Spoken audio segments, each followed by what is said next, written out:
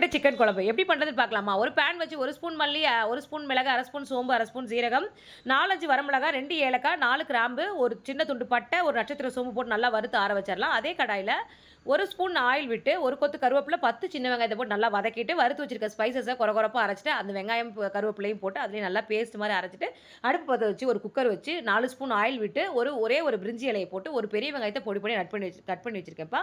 அதையும் போட்டு நல்லா ஆட் பண்ணிட்டு 2 தக்காளி பழத்த போட்டு அதையும் நல்லா ஆட் பண்ணி தக்காளி நல்லா வதங்கினதுக்கப்புறம் ஒரு 1 1/2 ஸ்பூன் இஞ்சி பூண்டு பேஸ்ட் போட்டு அதையும் நல்லா வதக்கிட்டு, கழுவி வச்சிருக்க 3/4 கிலோ சிக்கன் துண்டுகள போட்டு நல்லா பெரட்டிட்டு, சிக்கன் நல்லா தண்ணி விட்டு வேகும். அந்த நேரத்தில கரெக்ட்டா 1 1/2 ஸ்பூன் மிளகாய்த்தூள், குழம்பு மிளகாய்த்தூள் போட்டிருக்கேன். 1/2 ஸ்பூன் மஞ்சத்தூள் போட்டு நல்லா பெரட்டிட்டு, அரைச்சு வச்சிருக்க மசாலா பேஸ்ட்டையும் அதிலேயே ஆட் பண்ணிட்டு, நல்லா உப்பு, காரம்லாம் செக் பண்ணி பார்த்துட்டு, குக்கர் மூடி போட்டு 3 விசில் விட்டு இறக்கிட்டு, கொத்தமல்லி தழைய தூவி விட்டு, அப்படியே சிக்கனுக்கு அப்படியே சாப்பாடு, தோசை, பூரி, இட்லி, புரோட்டா எல்லாத்துக்கும் தொட்டு சாப்பிடுறதுக்கு அவ்வளோ சூப்பரான காம்பினேஷன். இதே மாரி அளவுகளோட நீங்களும் செஞ்சு பார்த்துட்டு எப்படி வந்தது கமெண்ட்ல சொல்லுங்க. ஓகேங்க.